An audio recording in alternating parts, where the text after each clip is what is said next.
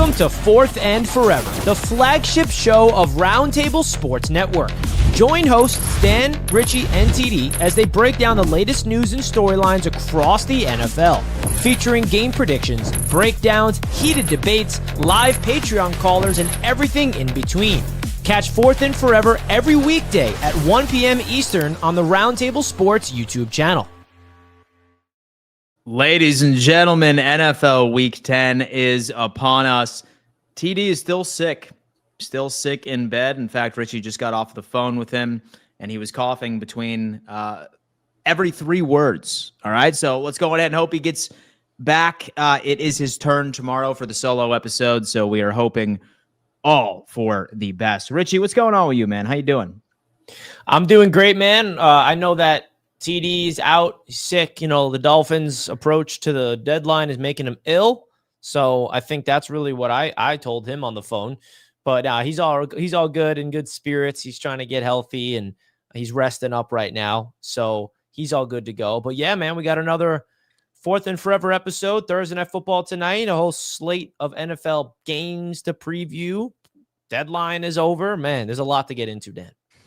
There is a lot to get into as well. I've been hammering down, man. I've been trying to understand what this Miami Dolphins team brings to the Bills this week, right? Been unpacking a lot of storylines across the league. But first off, I did kind of want to take a moment and pay my respects because a young man from the Dallas Cowboys organization, Marshon Neland, passed away last night. Now, some of the details, I don't believe it's really respectful to go into them on this show, but I did kind of want to start off by sharing my condolences to the family, to his teammates. A great young man lost far too young. Yeah, far too young. I mean, you talk about devastating news to wake up to. Everybody, please send their thoughts and prayers in the chat. Put the prayer hands up. We lost a member of the NFL family. Marshon, oh my gosh. I mean, you talk about a 24-year-old who just had a touchdown on Monday Night Football. And this is just where you want to keep your loved ones close, and it just wakes you up a little bit when stuff like this happens.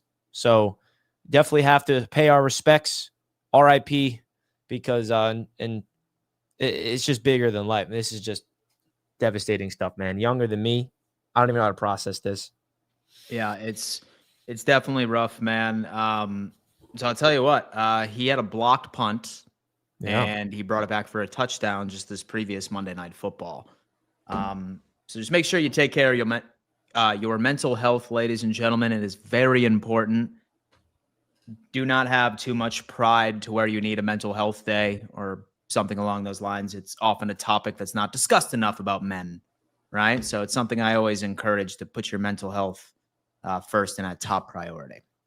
100%. And never be afraid to ask for help. I think that's another important thing, where you hold it all in within yourself. And it's just, you got to be able to just not be afraid to talk to the people you love and talk to people you trust, because stuff like this is definitely something that doesn't make you feel good. So No, not at all. Rest in peace. Thoughts and prayers to the Dallas Cowboys organization and Marshon Neland's family.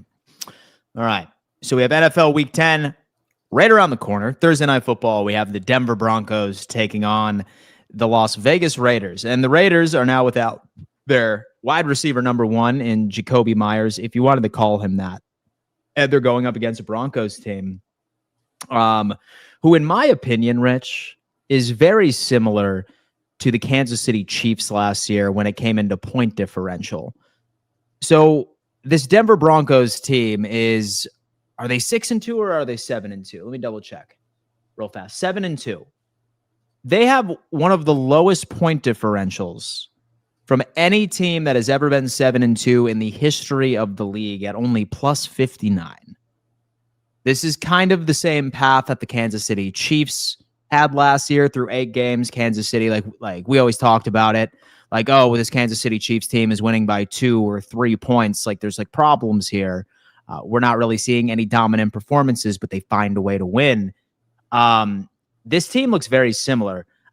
I think that the Denver Broncos win this one. I think it's pretty clear. I think that the Raiders are far too gone. I think that they've bought into looking for the future next year. But thoughts on this game and thoughts on that tidbit of information. All right. Do we trust that the Denver Broncos are actually a good team? They're a good team for sure. The question is, are they one of those teams that can actually translate this to the playoffs and go on a run and potentially come out of the AFC? I think that's the main question. The point differential is one thing. They know how to win games. I think I don't really look at that. It's a matter if you win or lost. It's not about how you do it. And, they are obviously not really playing really great opponents or anything like that in this season yet. But I think that their style is interesting because you look up and Bo Nix, like, not playing great statistically, but playing winning football. And that's all you can ask for. Like, no one's talking about Bo Nix in the MVP race, but even though the Broncos are 7-2, and that's because he's not really doing much. And I think a lot to do with the success of Denver is I got to give Sean Payton a lot of credit. I think there's a lot of players on that offense that's stepping up. Shout out to Troy Franklin. I think he deserves to be shouted out. This is a guy that was drafted out of Oregon with Bo Nix. Very smart from the Broncos to do that. He's the number 2 receiver next to Cortland Sutton. You got the rookie RJ Harvey starting to make some plays, getting in the end zone in back-to-back weeks, I believe. So they got some players on offense, and they're drafting well. I think that's something. If Bo Nix was in the draft, RJ Harvey draft, Troy Franklin draft, like all these guys on defense, of course. I mean, even Pat Surtain is down. They're still playing well on defense. I'm not sleeping on the Broncos, man. I mean, I'm not going to sit here and say they're going to, go all the way, but they're the front runners to win the AFC West right now with the Chiefs losing again. They're 7-2. Like, that's a really good record. So I think that they're a legit squad that with their defense alone, Dan, is a big reason why I feel that way. It is indeed a big reason. Now, I got to double check and see if Patrick Surtain, was he added to the IR or was that not officially announced? So the Denver Broncos scheme looks wildly different without him. Surtain is dealing with a pectoral injury and is expected to miss 4 to 6 weeks. That was October 27th. I haven't heard anything official that he was added to the IR. He may have been, but again, no Patrick Surtain. And they completely switch up their overall defense when he's not out on the field. But then again, we're talking about Geno Smith here. So I really don't see many opportunities for this Raiders team to really make it into a game. I feel bad for Max Crosby, dude. And like, the Raiders are such an interesting team, man. Like, they're bought in to win. They got a win now coach in Pete Carroll. They go after Geno. Geno took a huge step backwards. I mean, it's crazy. I don't want to keep bringing up the Seahawks, but the crazy thing about the Seahawks, Dan, is they'd made that decision to move on from Geno and go to Sam. And they have Sam, who's cheaper, playing 5 times better than Geno ever has. Like, what a move from Seattle. And then you look at the Raiders, they're trying to recreate what Pete Carroll did in Seattle. What a mess. I mean, I don't see any upside with the Raiders, like, at all. Yeah. So you look at it. So they Brock Bowers and Gentry. So they really didn't have a lot of so they really didn't have a lot of receiving weapons going into it. Yes, you had Brock Bowers, which is ideal. And that works if you have an elite tight end. Say, for example, you don't have wide receivers, but you better have a good offensive line, and they don't. And it almost makes me look at the Las Vegas Raiders. Right now, they are one of the worst running offenses in the NFL. With Ashton Genty is not looking like that he was the right pick at 8. And I'm not saying that it's on him because that offensive line is not doing them any favors at all. But I almost wonder if they regret how they attacked this previous draft because they needed a hell of a lot more help. Secondary is a mess. And the only redeeming factor on that team right now is pass rush. And the vast majority of it is coming from Max Crosby. Yeah, and I think you don't draft a running back in the top 10 unless you're built to, like, maximize it. I think that's where you look at it. Like, the Lions drafting Jahmyr Gibbs in the first round made sense. They had the offensive line. They had the system to ready for him to flourish. You have Ashton Genty on a rookie deal. You need to maximize him now. And I agree with you. I think that the Raiders may regret that draft pick. Nothing against Genty himself. Put Genty on any other team in the league right now. Put him on the Bills, replace him with James Cook, or put him on the Colts, replace him with Jonathan Taylor. Like, think of all the great running teams. He would be, I'm not going to say as good as James Cook or as good as Jonathan Taylor because they're proven veterans in this league, but he'd be putting on monster numbers, dude. Ashton Genty is that dude, and I really do believe that. And so granted, you and I, like, we just talk football on the internet. Like, we're not GMs, but I look at constructing a roster and it almost looks like that Las Vegas has done it backwards, right? A running back and a quality tight end are those final pieces you put into a team when you feel comfortable, right? Number one's obviously quarterback, right? Like, you should probably invest in there. Okay. Next up would be offensive line, have to protect your QB, right? And then maybe open up some running lanes for your running back. Then I'd go wide receiver. And then I'd go running back and tight end. It seems like Las Vegas has done it completely backwards from the beginning. So it's kind of on them. Yeah, it does not make any sense. But I think the Raiders are an interesting team to watch. What they're going to do in the draft, they should be looking for their quarterback in this year's draft class. And, where are they at in the draft? Let me see. Where are they at? They have 2 wins? I believe that's the case. Yeah, they have 2 wins right now. My good old friend, Mr. Tankathon, always has my back. I hate this website, Dan. It's called Tankathon. And so do you have a bookmarked, bro? And so do you have a bookmarked on the... Has like a million ads. Get away from me. Come on, man. I gotta look at the freaking draft order. So yeah, you never heard of Tankathon. I guess that's because you never had to worry about it. But this is the website where you can always rely on the draft order. So you got the Saints, Titans, Jets, Dolphins, Giants, Cleveland, Raiders, Bengals. So you have the Raiders at 7 right now. Okay. Who do you think is going to be like, you look at these teams at the top. Yeah. You think it's going to be, it's definitely going to be Saints, Titans, Dolphins top 3. Jets are probably going to finish like 9 or 10. Yeah, you think so? You think so, man? Jets fans would hate that. It's really anybody's guess. So I have to look at moves that this front office has made that point to the direction that more than likely that like winning is not at their top priority. Like, not that they're willfully losing, but that winning is not really that important to them this year. Saints by benching Spencer Rattler was a move for me where they do not care about winning anymore, right? That was a move. Jets by going on ahead and letting go of Sauce Gardner, stacking up on a treasure trove of picks. Yeah.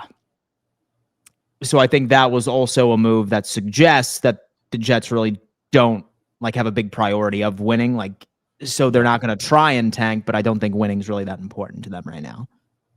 Yeah, man. Interesting stuff. They got the Colts getting the 32nd pick. And did that damn website have the Buffalo Bills as divisional round losers? Those bastards. Who runs this janky site, dude? It's based off of pure records and nothing more than that. So like the Colts win the Super Bowl because they have the best record.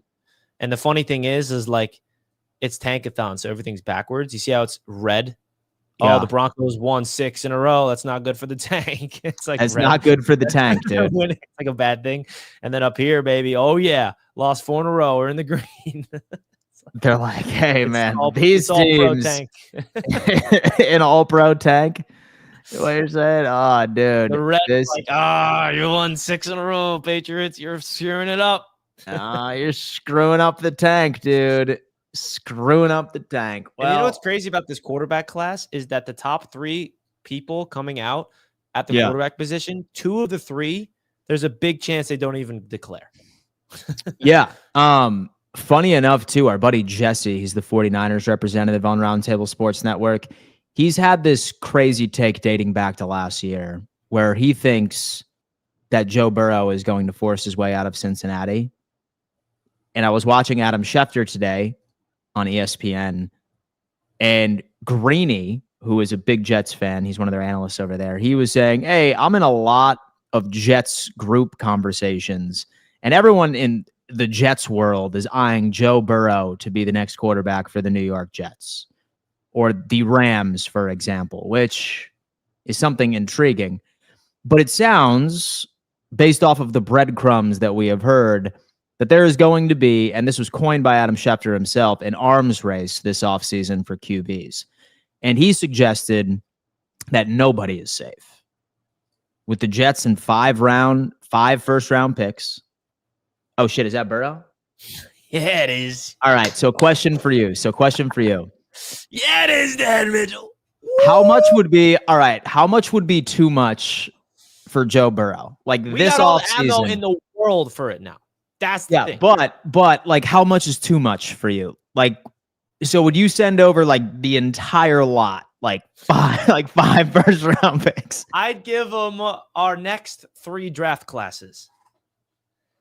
All 3 of your next draft classes. I'm kidding. Imagine just like 1st, 2nd, 3rd, 4th, 5th, 6th, 7th pick in one class. I think that you can get away with it with like 3 firsts, 2 seconds, and a 3rd. 3 firsts, 2 seconds, and a 3rd, and you would be willing to walk away with that? With the amount of the Jets' capital that they have, yes, absolutely. Because you would still be able to add weapons like so a free agency as well, and right? Joe Burrow would level up the personality of Joe Burrow and his energy in this Jets building would elevate everybody around him. So that's why it's the value that you're getting from him. And obviously the whole injury prone thing is a serious thing you got to add here. But oh my goodness, if I'm the Jets and that he becomes available, bro, I absolutely take this swing because this is a generational talent in my opinion. He's an MVP quarterback that just has been unfortunately on a team with no defense. So yeah, like F them. And so an offensive line. And so an offensive line that has ended 3 of his seasons. We have an offensive line that's set up, so it's not like we need the picks to build our offensive line. We have Garrett Wilson. So he has his number 1 receiver. He has A.D. Mitchell.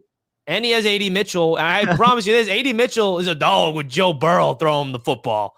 Oh, yeah? Dude, how would you feel as a Bills fan who hates Joe Burrow deep down in your heart, even though you won't admit it? Comes to the Jets, and we're like competing for the AFC East. I feel like that would end our relationship. And so our friendship. I feel like yeah, I feel like you wouldn't like me a whole lot. Yeah, you know? Oh, I need this more than anything because the Jets could literally afford. And the thing is, if Joe Burrow does become available, the thing about it is there is not another team that can offer what the Jets can offer. No, not at all. So one team, and look, like we're just talking hypothetically here, right? Ooh, but I don't think that it's as delusional as people are painting it out to be, that there isn't a world where Joe is looking at his career so far and he has seen an offensive line that has ended his season 3 times, that he has seen a defense for the past 2 years make him have to score 45 plus points each and every single game to even have a chance. It is not delusional for us to believe that one day Joe's going to wake up and he's going to be like, dude, fuck this shit.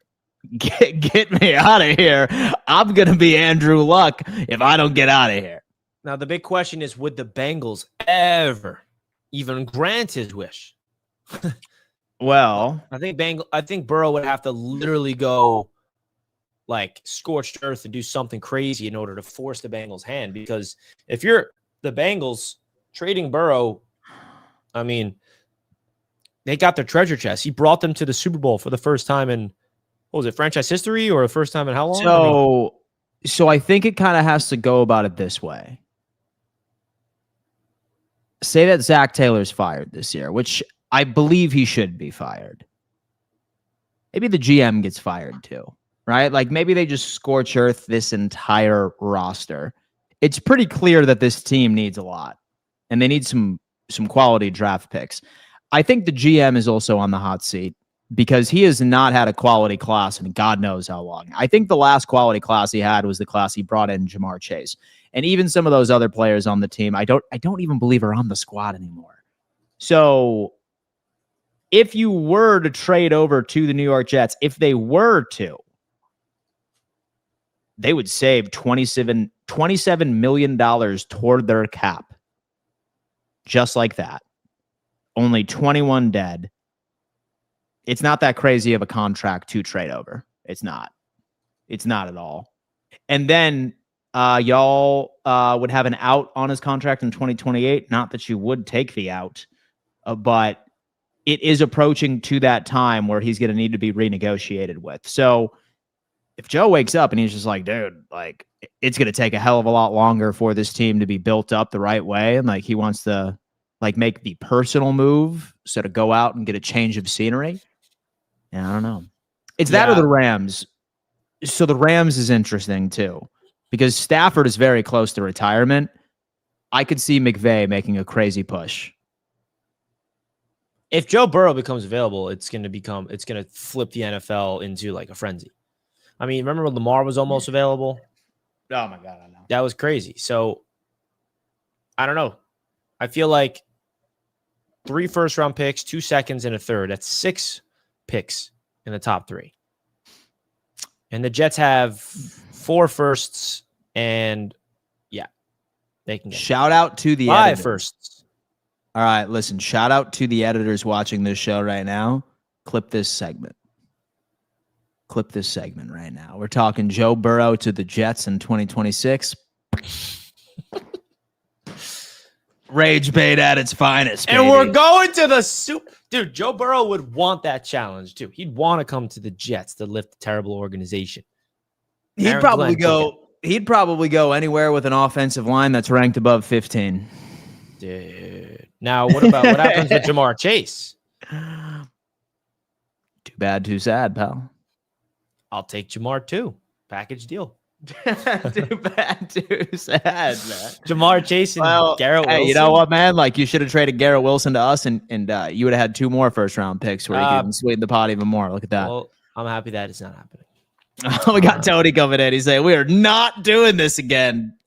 We are not doing this again, man. Speculation season. Oh my God, man. Oh, man. We're not doing this. It's fun to dream, man. Oh. It's fun to dream.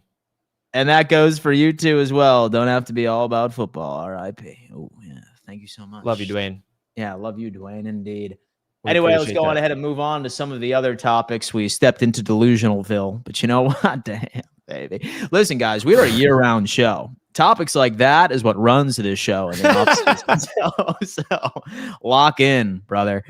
Let's talk about the Atlanta Falcons and the Indianapolis Colts in Berlin, Germany. All right, it's another Sauce going early to Germany. What did he say? Sauce has to go to Germany. Sauce has to go to Germany. He has cleared the concussion protocol. And we have the Indianapolis Colts. Richie, I touched on this last night for the AFC East Roundtable. It's something about Daniel Jones. Colts fans are angry with me since I pointed this out. But I was trying to find answers. Why did Daniel Jones throw 3 interceptions and turn the football over twice? So I dug a little deeper, and I realized that Daniel Jones is leading the league in first target throws, meaning he's not going through his progression statistically. He does not go through his reads. It's always the first. He is the number 1 quarterback in the league for doing so. My opinion, and I want to remember everyone that's watching this, remember who was on the Daniel Jones hype train first. Okay? I was on the Daniel Jones hype train saying he was the answer for Indianapolis. But now you see him as a threat. You're going to crap on his... No. I don't see him as a threat particularly. I do... All right, listen, I would be afraid of the Colts, say that we did end up matching up against them in the playoffs where they stand right now. But it's pretty clear that Mike Tomlin and this Pittsburgh Steelers defense sort of put the book out and the blueprint on how to drastically decrease his efficiency. Still was a well over 300 passer. He had 2 touchdowns. But I'm curious to see if Atlanta does the exact same thing this weekend, where they really hone in on being able to take away that first read, because as soon as when Pittsburgh did that last week, his efficiency plummeted. Thoughts on this one, and also a prediction on who walks who do you away got with winning? the win. I still have the Colts winning, and so I think that defense is going to be crazy. Like, it is such a good defense, Who's man. going to Like, win the matchup between Drake London and Sauce Gardner in his Colts debut? So did y'all play the Falcons this year yet, or no? Yes. No, we have not. Sorry. Okay, I was going to ask how the matchup was a couple of weeks ago then. That much I don't know, man. Speaking of Drake London, is he the most underrated wide receiver in the NFL? Because that dude is like playing top 5 right now. Oh, yeah. Yeah. He's a dog, dude. Yeah, he's certainly one of them, man. He's pretty solid. I think that it's going to be relatively neutral. I think Sauce will have his wins, and I think Drake will have his. But a big storyline for Indianapolis this year has been how exciting everyone is with Jonathan Taylor and how well that Daniel Jones has been playing. But dude, the real story is Lou Anarumo's defense and what this team is putting together. You have a deadly secondary, a great pass rush. You have Charvarius Ward on one side, Sauce Gardner on the other, who is likely going to be on an island. He's not going to be asked to travel. You have Kenny Moore, one of the best slot receivers in the NFL, a quality run defense over in Indianapolis. I'm having a hard time seeing Atlanta putting together any sort of consistent offense. Like, this team is just way too stacked and way too well-rounded. I'm going to go with Indianapolis in this one. I think it's going to be a defensive game. 24-10. Yeah, I think that it's going to be a really fun matchup. I'm curious to see how Sauce looks in his Colts debut. Big test against Drake London, who's red hot right now. He's got 587 yards and 5 touchdowns. He's top 10 in yards, and he's up there in touchdowns as well. So he's becoming a really big piece to this Falcons offense. The Falcons are an interesting team, man. They really are. They're either just clicking on all cylinders or not. The fact that this is in Germany, it's a neutral site. They're both traveling. So I'm definitely going to go with the Colts. I think they're going to get to 8-2, and they're going to keep rolling. And that Sauce trade is very interesting, man, for them, because they are all in right now. They are all in with this football team. They trade away 2 first-round picks. They feel like both those first-round picks are going to be late in the 20s or even 30s. So we shall see, but give me the Colts in this game. But don't sleep on the Falcons. They are a team that can explode onto the scene at any given moment. Explode onto the scene. We're both going with Indianapolis in Germany. Shout out. Right. Oh, man. There's a good game next. the Browns and the Jets? No. All right. Which one in particular are you asking about, man? Talk to me. This one.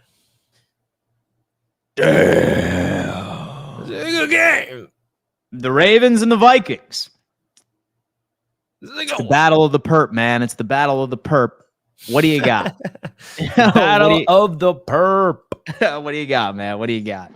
J.J. McCarthy coming off a big win. Lamar Jackson returns and dominates against the Miami Dolphins. I mean, I got the Vikings winning. I have a bold hot take. Do you? Wait, did I say the Vikings? Yeah, you did. I meant the Ravens. Okay. I was about to say, damn. I said stop right there because that's the hot take. No, my hot take is this. You ready for it? Please. It was one of my hot takes I submitted to Bleacher Report, but they wanted me to roll with the Dolphins one instead. Okay. The Baltimore Ravens will not lose another game this season. Oh. Yeah. They're going to finish 12-5. Ravens. And win their division. And be red hot in the playoffs. Well, let's see. Chat, let me know your thoughts on this. It's a hot take, folks.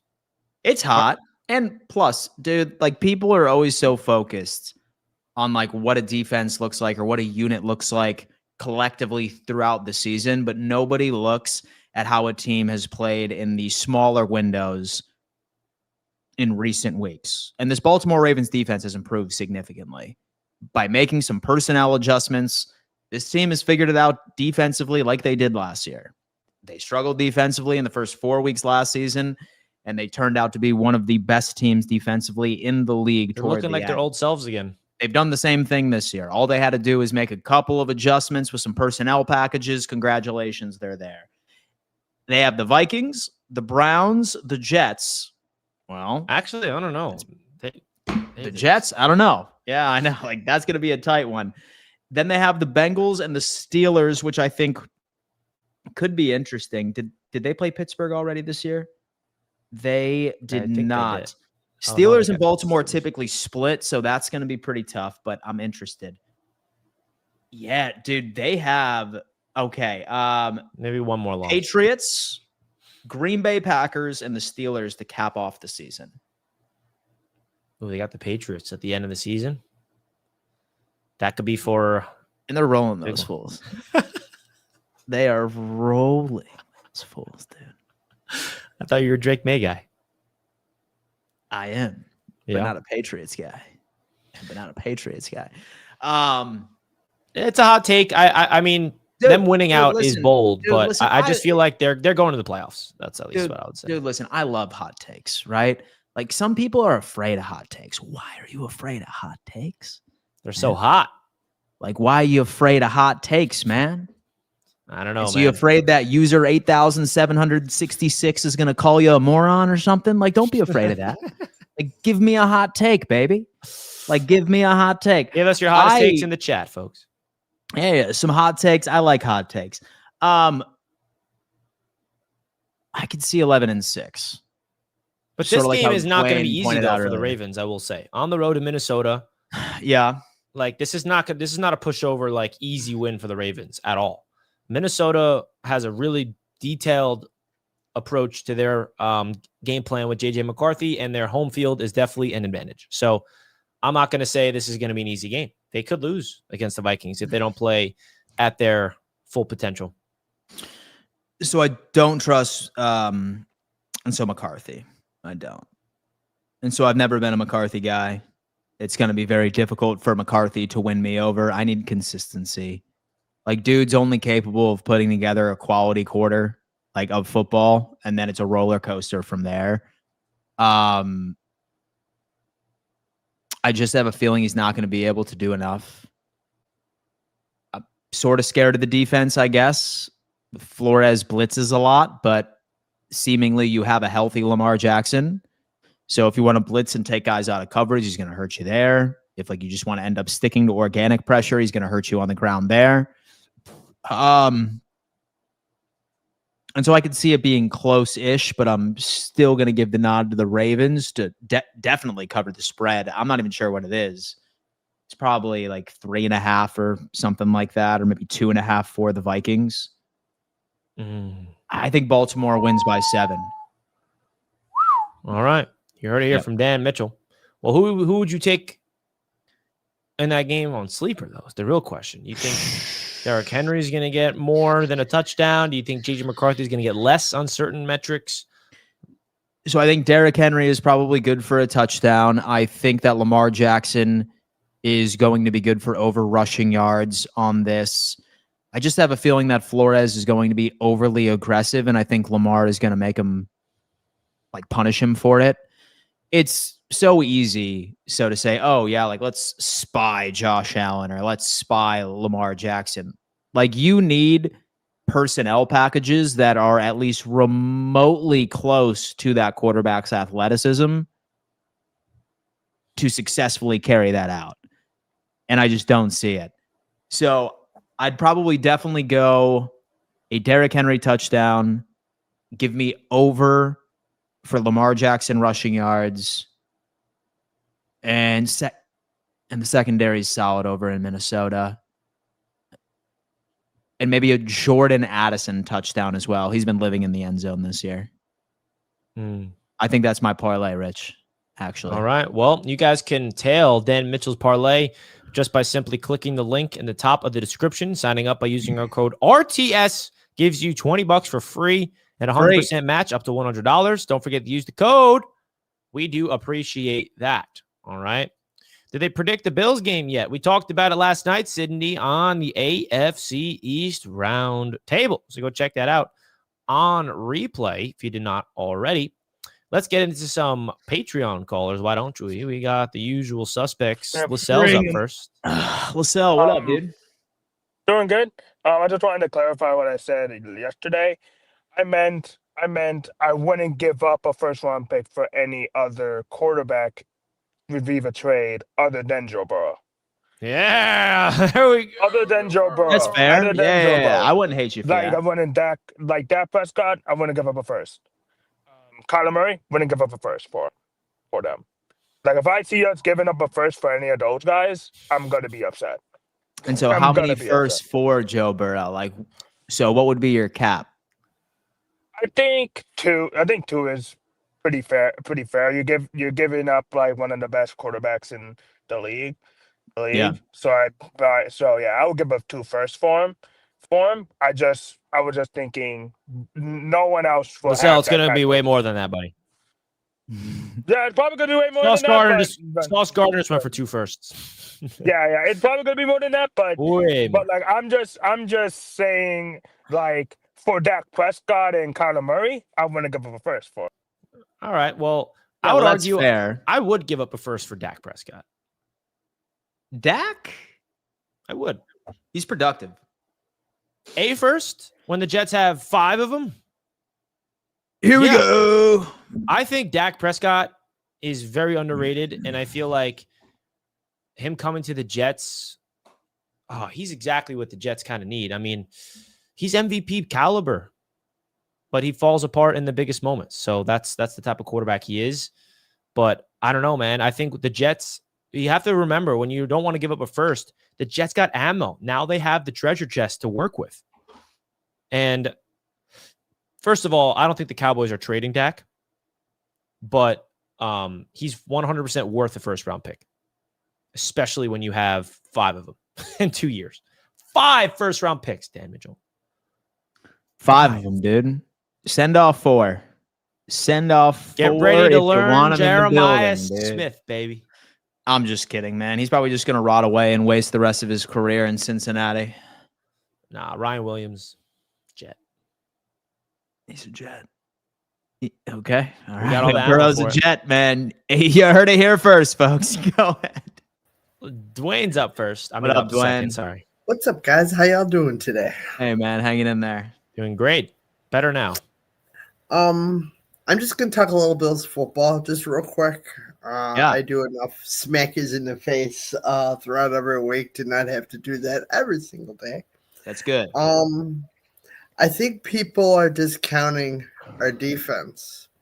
You know what's really cool when you start calibrating and working with AI, with stats and everything else, is you figure out what you really are.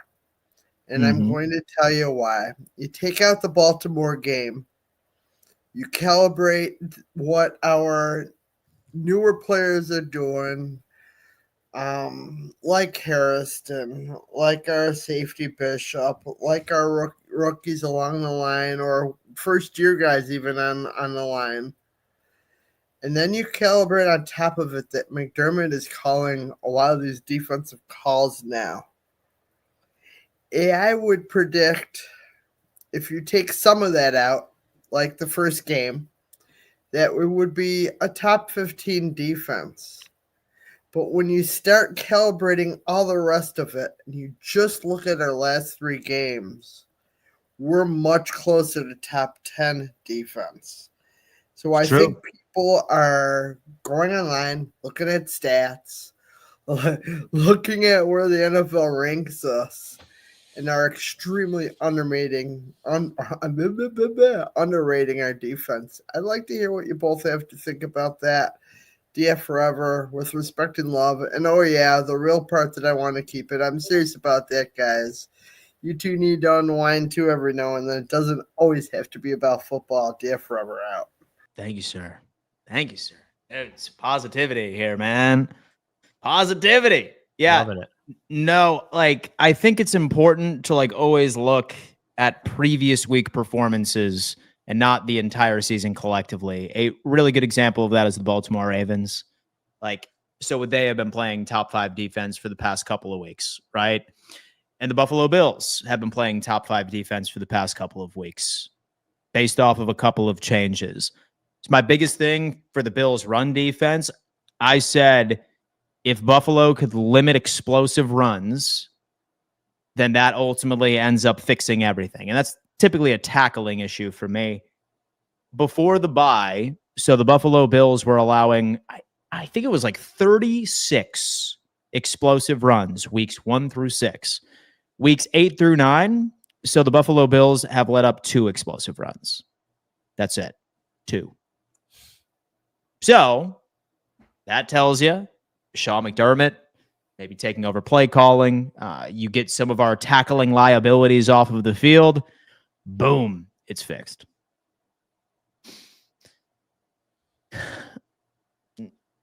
Richie just being a hater over there, dude. Nah, man, I think that the coaching staff of McDermott and all that stuff and all they're playing better football. And honestly, without the defense becoming what it needs to be, newsflash, you're not going to achieve the new heights that you want, man. You need to be able to get the critical stops on third down. And they did that against the Chiefs. I'll give them credit. So let's see what they build on. And I think that the coaching staff, the continuity is there. Everything's there on defense. And I think McDermott's got them all ready to go to execute. All right. Let's get into another Patreon callers. Habitual line steppers in the house. What's good, bro? What up, man? What's good, bros? Chilling, man. Chilling. Richie, you trying to get me, trying to sucker me in. What's that? A winning streak? No more losses for the rest of the season? I don't see a loss. You may have one loss against the Jets, but that'll be it. Nah, seriously, I'm still upset we didn't make no significant trades or add to our defense, but we'll see. We'll see. I like our schedule. I like what we lined up to do. Lamar's talking his talk, so I think we go on a little run, but I think we lose maybe one more. Finish 11-6. Yeah.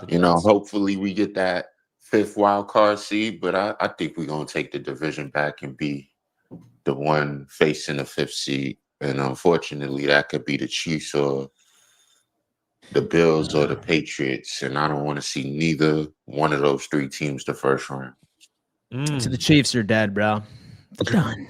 They're done. You really think the Chiefs is not gonna make it? No, I don't. No, I believe they will, man. I believe they will. I'm just trying to manifest. And because for some sick reason, I don't know, in my mind, I'm just like, that's the only way we get it done. That's the only way we make the Super Bowl is if Kansas City ain't in there, baby. Thanks for the call, Habitual Line Stepper. We appreciate you, man. If you got to be the best, you got to beat the best, brother. Don't let the other people do the dirty work for you. Smash the like button if you're enjoying the show here on 4th and Forever. We're live weekdays at 1 p.m. EST, talking all things NFL, everything surrounding this great league and great sport of the National Football League. Lascelles with a super chat. If you give up a first for a player, you're expecting to be the future of the team. I don't think Dak and Murray are those. They're good bridge quarterbacks. Yeah, I mean, with Kyler, that's one thing. But Dak, I think that his talent level and his productivity has proven to be worth a first. Like, I think that he can be one of those quarterbacks that can be his type of play style, I think, has longevity to play into his mid-30s. You've seen a lot of quarterbacks be productive in their mid-30s. I think Dak would be. And if you think Dak Prescott at 32 years old is old, I mean, I would disagree. Quarterbacks age very well, especially quarterbacks that don't rely on athleticism like Dak does not. So, Dak. we'll see. I mean, you heard, who said it, Adam Schefter or someone this morning, that they're expecting a quarterback barrage in the offseason? An arms race of sorts. An arms race. And you know what? Who could it be? It could be...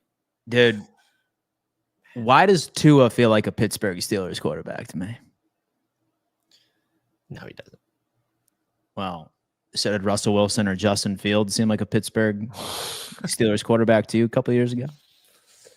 Oh, man. I think the Steelers are really going to convince Aaron Rodgers to come back, especially if they go far in the playoffs and lose or something. And he plays well. Run it back, Raj. Run it back, man. He's playing well, dude. I mean, he's either wanted to go out on a high note or risk another whole year. He did say this is his last year. But, the quarterbacks to watch in the offseason, I would say, is Brock Purdy, Mac Jones, Daniel Jones, by the way. He's a free agent, technically. But I don't think he's going anywhere. He's not going to hit the open market. He's going to stay with the Colts. And then Trevor Lawrence, Dak Prescott, Kyler Murray, and then Joe Burrow is the biggest name. Did I miss anybody? And so that's not even confirmed either. We don't know if Burrow is going to be on the way. But again, no, this is all speculation that I'm saying. Yeah, it's all speculation. everyone's got a price, though, folks. Let's, I wouldn't say Sam Darnold. Sam Darnold got a 3-year deal and he's balling out with Seattle. The Seahawks are not going to be trying to trade him. He's going to stick with Seattle for the next 3 years minimum, for sure. Oh, yeah. But what other quarterbacks? Oh, man. This is going to be an interesting offseason. This is going to be an interesting offseason. All right, let's get into some more games of the weeks. We got a game in the NFC West division. There's 2 games in the NFC West. Starting off with the Seahawks hosting the Arizona Cardinals. 6-2 Seahawks. The Cardinals got new life, man. Who saw them coming out there and playing that type of football on Monday night? Does Jacoby Brissett make you feel anything better about Arizona? You buying into the hype or not? So I feel bad for the Arizona Cardinals. Why, you might ask? So they have a positive point differential, but they have a 3-5 record. Wow. It's crazy, right? It's crazy. Why this happens is it's one of those teams where like you could flip a coin and one particular play could go their way and we could be having an entire different conversation. They have lost to San Francisco 16-15, the Seattle Seahawks 23-20, the Titans 22-21. I think we all remember how frustrating watching that game was, especially since Richie picked them for his survival pool. And then the Green Bay Packers 27-23. They bench Kyler Murray. Don't give me, oh, man, he was on the IR. He's still rehabbing his damn foot. I saw the clips of him practicing just the day before. Dude looked normal as hell. Like, barring any slight discomfort, I think that was done in the league.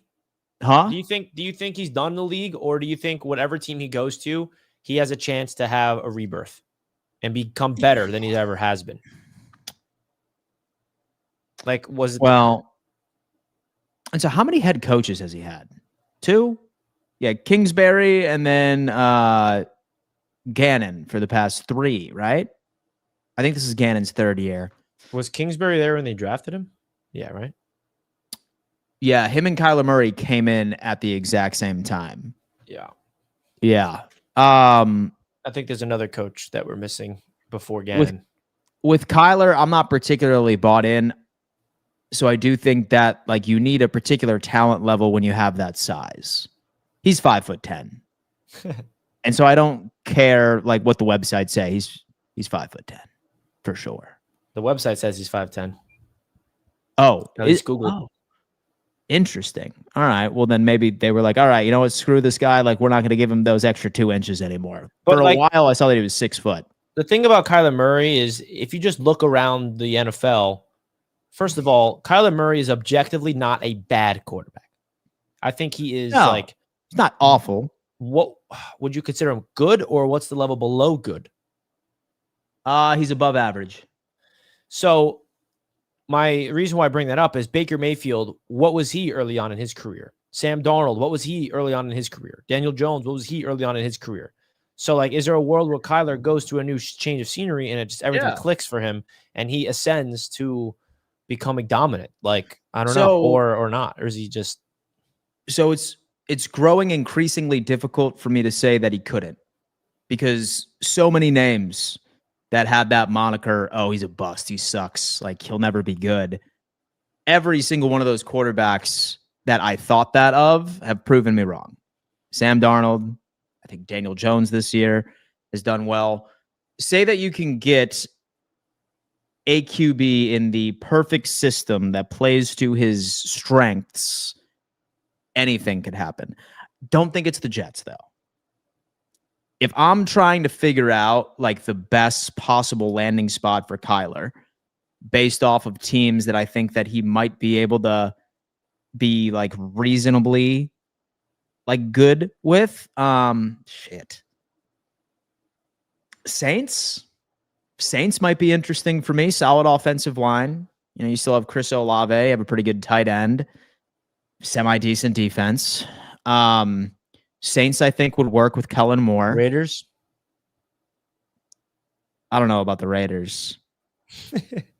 So a dude's always had an elite guy on his team Browns? as far as no. He would need like an elite one because like he's only ever had an elite one on his team, right? And I suppose it's still up for debate on whether or not that we consider Marvin Harrison Jr. an elite guy just yet. And so I think that he is. Looks a lot better with Jacoby Brissett. He does look a lot better with Jacoby Brissett. And McBride is a freaking dog. Yeah, but I would tight argue end. that Kyler and D-Hop back in D-Hop's prime What about Miami? looked really, really good. Miami could be.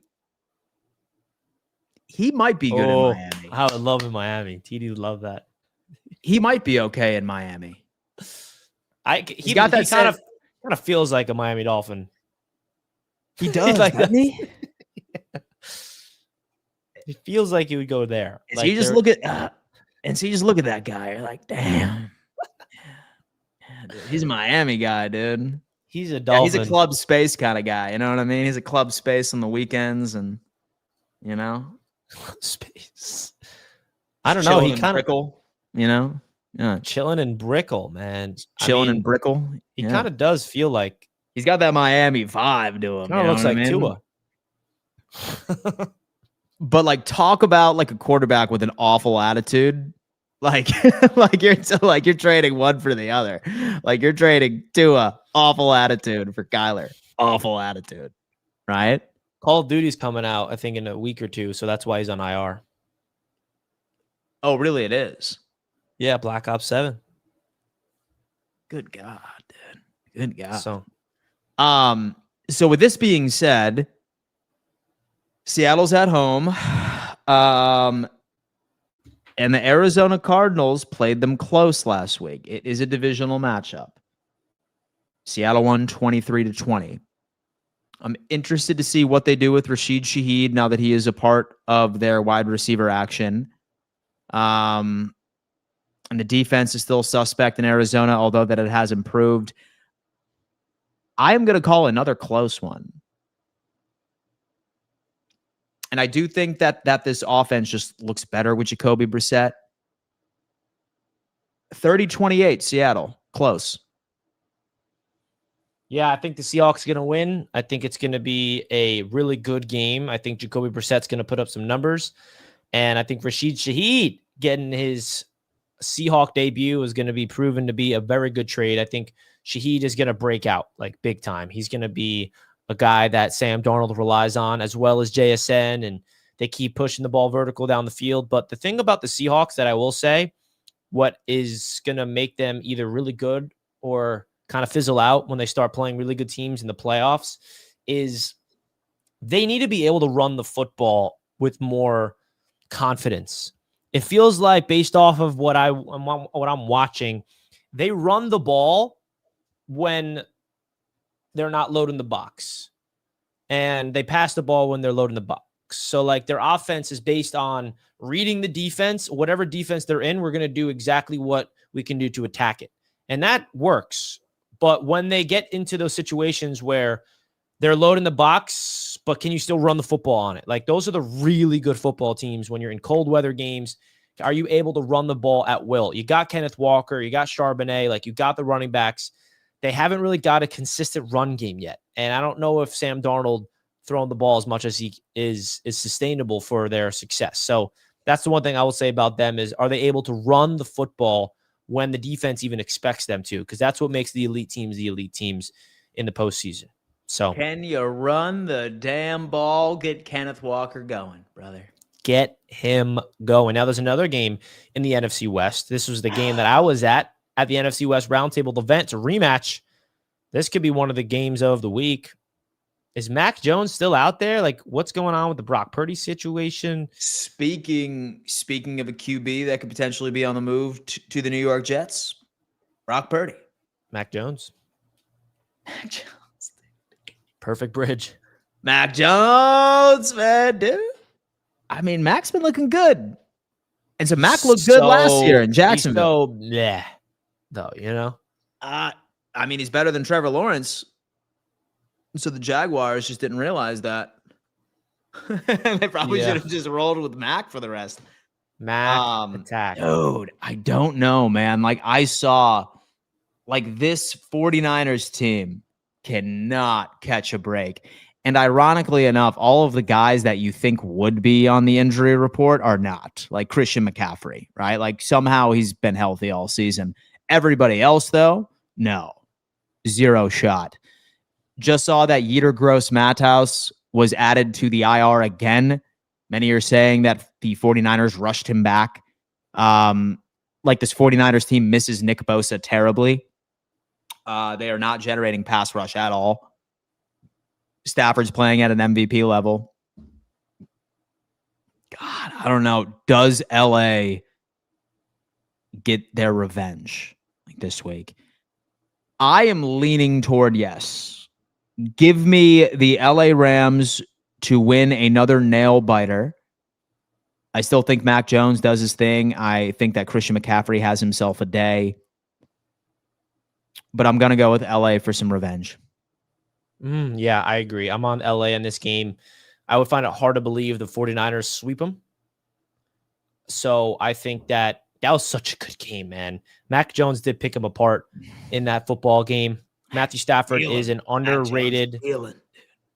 Mac Jones is Matthew Stafford is an underrated MVP guy. So I think that they are going to get the job done, and the LA Rams are going to win this game. You look at this division, bro. Like, who do you have winning the division? The Rams, Niners, or Seahawks? My God. And again, look, this Arizona Cardinals team is not as bad as you think that they are. They are not as bad as y'all think that they are, man. Maybe Brissett ends up elevating them to where they are even in the conversation of potentially being a wild card team. Wow. So not with the division by any stretch of the imagination, but We'll they're see. not as bad as you think. Now, when it comes to RotoWire, Yeah. you can use them, Dan, Mhm. to help you out with your sleeper picks. Yes, you can. As a matter of fact, that's why I am so high on Lamar Jackson's rushing yards, because the second that you log into RotoWire, they give you your locks for overs and unders on Sleeper. It is a white glove approach. They handhold you all the way into crafting the perfect parlay on a variety of different platforms.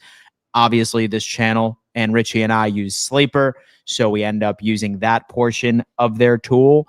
But if you are a serious sports bettor, like, this is something you need in your toolbox, guys. Signing up and using our code RTS, it gives you 15% off. Definitely go give them some love and check it out. Link is in the description. In the description. In the description. In the description. All right. Yeah, baby. Let's bang through some of these last games of the week. Some big ones. We got Steelers, Chargers, Sunday night football. Dun, dun, dun, dun. Dun, dun, dun, dun.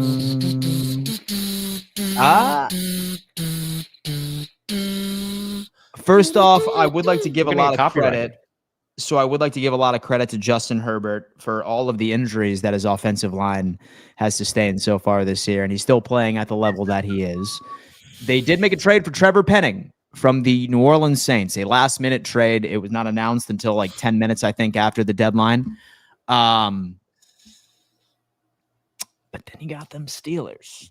And they're coming off of a heater, right? Like, they ended up taking down what was the best team in football record-wise not too long before that. With me, this Pittsburgh Steelers defense relies a lot on turnovers. This Pittsburgh Steelers defense has a lot of issues systemically. If they don't generate those type of turnovers, I don't really see them being able to win in a shootout with the LA Chargers. Now, yes, they have some favorable matchups specifically in their secondary, but I think that Justin Herbert should ultimately be able to overcome this, especially at home, and make these Pittsburgh Steelers begin the season 5-4. That is my thought process to begin with. I am just as shocked as all of you, because I genuinely believed that Pittsburgh was going to be making a move at the trade deadline. From what I understand, Mike Tomlin and the front office were very aggressive. I heard that they were in on Jacoby Myers. I heard that they were also in on a couple of other guys, Waddle, and for example. but they just couldn't get it done. Give me the LA Chargers as long as Justin Herbert takes care of the football, which I believe that he will. Some offensive line reinforcements are in. It's going to be a drastic improvement. Both of their all-pro tackles, dude, out for the season. Awful. But I'm going to go with the LA Chargers. I'm going with the Steelers. Yeah. I think that the Pittsburgh Steelers are going to prove themselves as the team to beat in the AFC, one of them at least. I think that their game last week was big. They beat the Colts, and I feel like we're just sleeping on that. I think that the Colts have proven to be a very good football team, and I got Pittsburgh going on the road, primetime, in LA, SoFi, and Rodgers has a fantastic game led by DK Metcalf, Warren.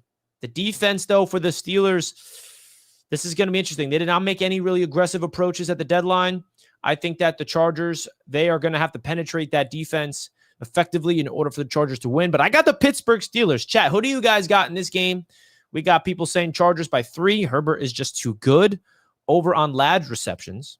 Warren over on receptions. Let us know in the chat who you got winning this game.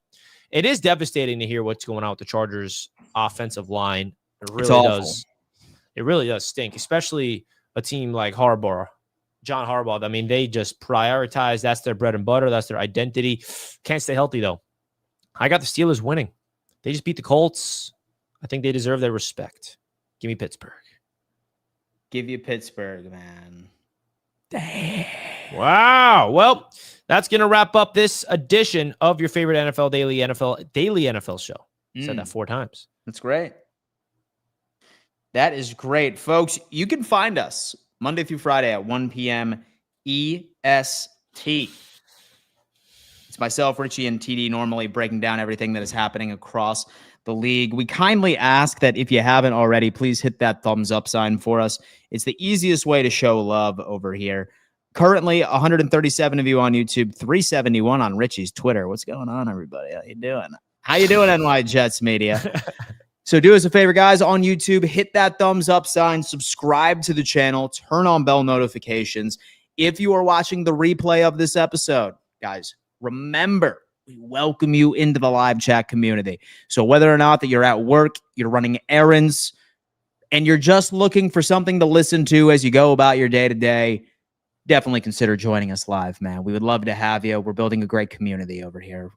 Thank you so much for tuning in, and we will see you tomorrow. Same time, same place. Deuce. Peace out, everybody. Enjoy the rest of your Thursday.